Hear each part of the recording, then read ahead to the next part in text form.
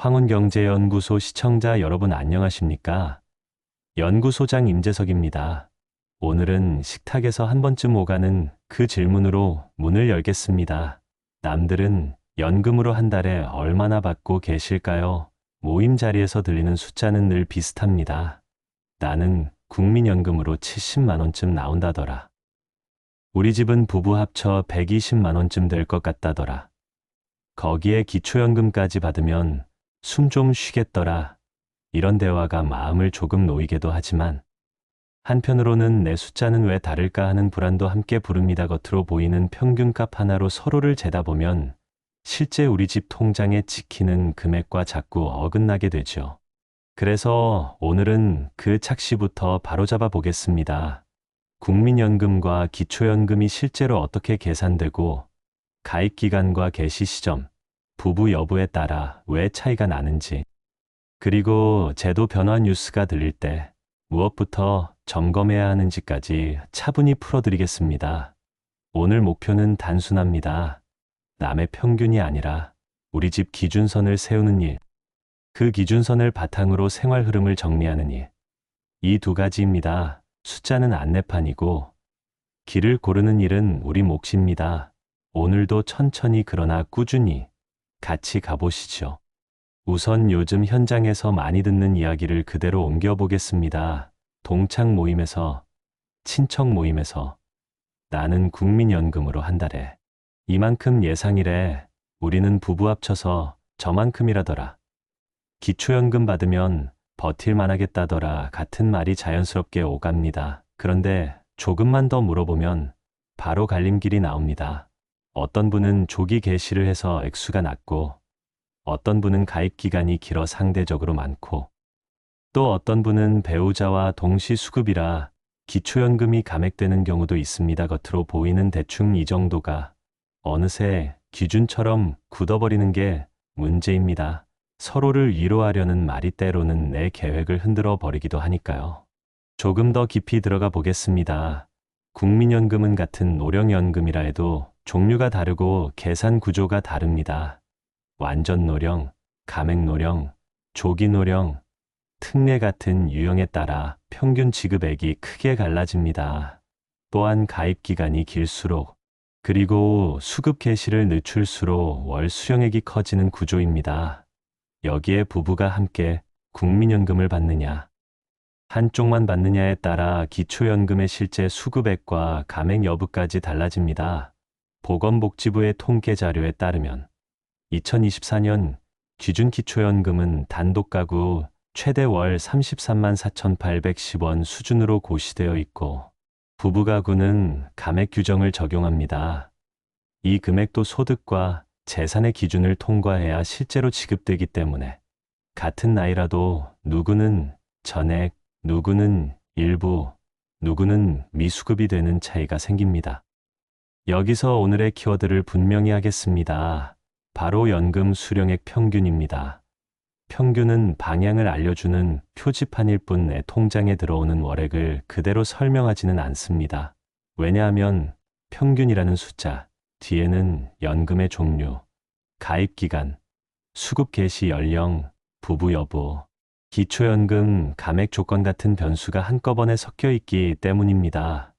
OECD의 통계 자료에 따르면 한국의 제도 설계상 평균 소득자의 공적연금 대체율은 OECD 평균보다 낮은 편으로 제시되어 왔습니다. 그래서 공적연금만으로는 빠듯하다는 체감이 널리 퍼져 있고, 사적 준비와 근로소득의 보강이 같이 논의됩니다. 평균을 들을 때마다 조급해지는 이유가 여기에 있습니다. 남의 평균이 내 현실을 가리는 순간 계획은 흐릿해집니다.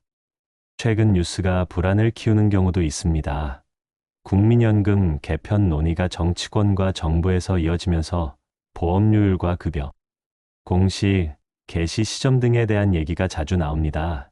로이터의 보도에 따르면 정부가 재정 지속 가능성과 형평성을 이유로 국민연금 개혁 의지를 거듭 밝힌 바 있고, 기금의 장기 전망과 제도 설계에 대한 사회적 논의가 계속되고 있습니다.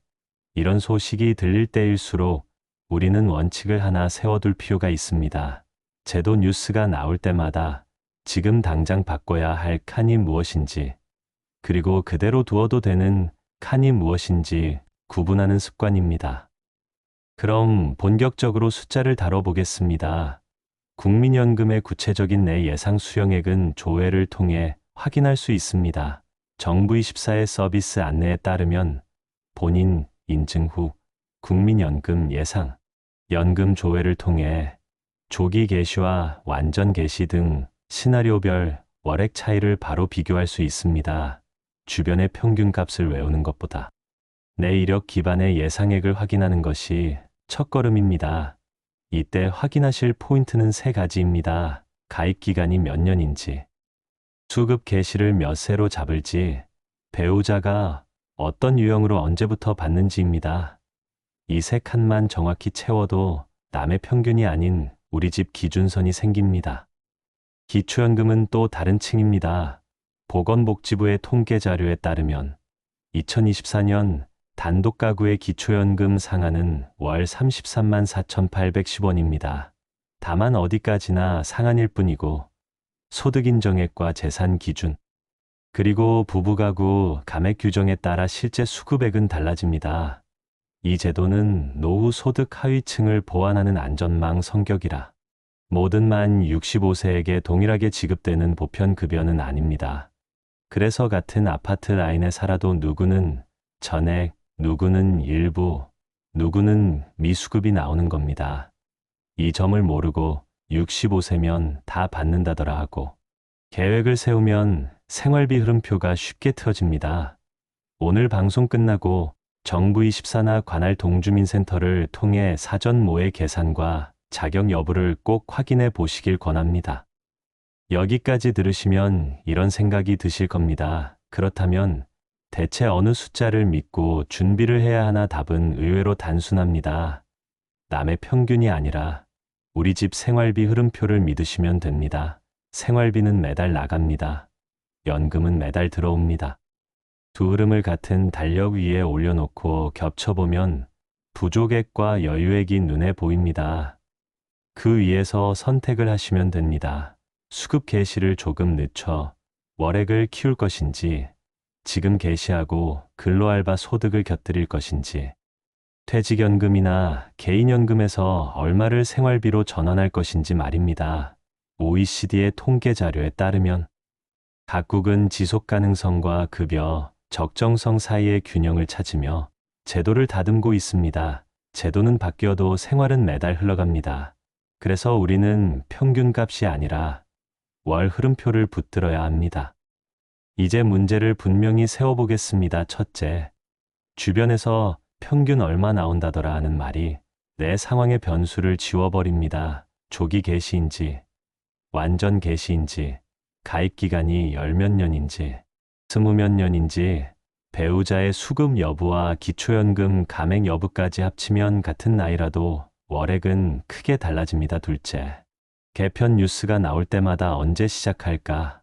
더 내면 더 받나 같은 고민이 커지는데, 방향은 재정 건전성과 급여, 적정성의 균형으로 흘러가기 마련입니다. 셋째, 기초연금은 숨통을 틔우는 안전망이지만 보편 지급이 아니라는 점을 꼭 기억하셔야 합니다. 이 3가지가 한꺼번에 흩어지면 남의 평균이 나의 불안으로 돌아옵니다. 오늘은 이 고리를 끊어보자는 제안을 드립니다. 해결책은 단계가 어렵지 않습니다. 첫 단계, 내 연금의 종료와 가입 기간, 개시 시점을 확정합니다. 정부24의 예상 연금 조회에서 조기와 완전 개시의 차이를 숫자로 비교하시고, 가입 기간이 늘어날 때 월액이 어떻게 달라지는지도 함께 보시기 바랍니다. 본인의 이력으로 계산한 월액이 오늘의 기준선입니다. 두 번째 단계, 부부 최적화를 점검합니다. 두 분이 모두 국민연금을 받는지, 한 분만 받는지에 따라 기초연금의 감액 여부가 갈립니다. 보건복지부의 통계 자료에 따르면 기초연금은 단독 가구 상한이 정해져 있어도 가구의 소득 인정액에 따라 실제 지급액이 달라집니다. 부부 가구는 감액 규정이 적용되니 수급 시점과 근로소득 계획을 함께 놓고 우회 계산을 꼭 해보셔야 합니다. 세 번째 단계. 제도 뉴스가 나올 때마다 바꿀 칸은 세 칸뿐이라고 정해 두십시오. 개시 연령, 보험료 납부 전략, 근로소득, 계획 이 세 칸을 업데이트하면 나머지는 그대로 가져가셔도 괜찮습니다. 로이터의 보도자료에 따르면 정부는 지속 가능성과 형평성을 강조하며 개편 의지를 밝히고 있습니다. 큰 줄기는 그렇게 움직입니다. 흔들림 속에서도 우리 지표는 단단히 유지하자고요. 네 번째 단계, 생활비 흐름표를 완성합니다. 국민연금 예상액과 기초연금 가능액을 한 줄에 합산해 보시고 부족액을 퇴직연금, 개인연금, 근로소득으로 메우는 세 가지 버전을 만들어 보십시오. 생활비를 최소, 적정, 여유로 나눠 보시면 선택지가 더 쉽게 보입니다. 오늘 영상이 끝나면 당장 빈 종이에라도 적어 보시길 권합니다. 정리하면서 세 가지만 꼭 되짚겠습니다. 첫째, 평균의 함정에서 빠져나오셔야 합니다. 같은 국민연금이라도 완전 노령, 감액 노령, 조기 노령, 특례처럼 유형이 다르고 가입 기간이 다르면 월 수령액의 평균이 크게 벌어집니다.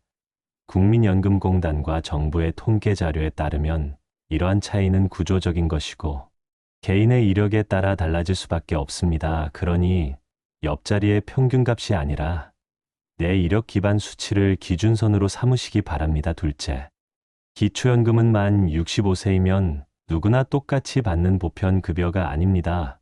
보건복지부의 통계 자료에 따르면 2024년 단독가구 상한은 월 33만 4,810원이지만 소득과 재산 기준, 그리고 부부가구 감액 규정이 실제 수급액을 결정합니다. 그러니 우리 가구의 자격과 예상액을 먼저 확인하셔야 합니다. 셋째, 제도는 움직입니다. OECD의 통계 자료에 따르면 각국은 고령화 속에서 지속 가능성과 급여, 적정성 사이에서 줄타기를 합니다. 뉴스가 나올 때마다 개시 시점, 납부 전략, 근로 계획을 업데이트하는 루틴을 만들어 두시면 정책 불확실성 속에서도 우리 집 현금 흐름은 크게 흔들리지 않습니다. 마무리로 한 가지 제안을 드리겠습니다. 오늘 저녁 식탁에서 아주 작은 숙제를 하나만 해보시지요. 둘이 앉아 노트 한 장을 펴고 첫 줄에는 국민연금 예상액을, 둘째 줄에는 기초연금 가능액을 적어 보십시오. 셋째 줄에는 최소 생활비, 넷째 줄에는 적정 생활비를 적고 다섯째 줄에는 부족액을 어떻게 메울지 간단히 써보는 겁니다. 내일은 정부24에서 예상연금 조회를 해보고 모레는 동주민센터나 복지부 안내 자료를 참고해 기초연금 자격을 확인하는 순서로 가보시지요. 한 걸음씩만 움직이면 마음이 먼저 가벼워집니다. 오늘 영상이 도움이 되셨다면 구독과 좋아요, 알림 설정 부탁드립니다. 댓글로 여러분의 상황과 궁금하신 점을 남겨주시면 다음 영상에서 실제 흠표를 함께 맞춰보는 시간을 마련하겠습니다. 황운경제연구소는 여러분의 느긋한 준비와 단단한 일상을 늘 응원하겠습니다.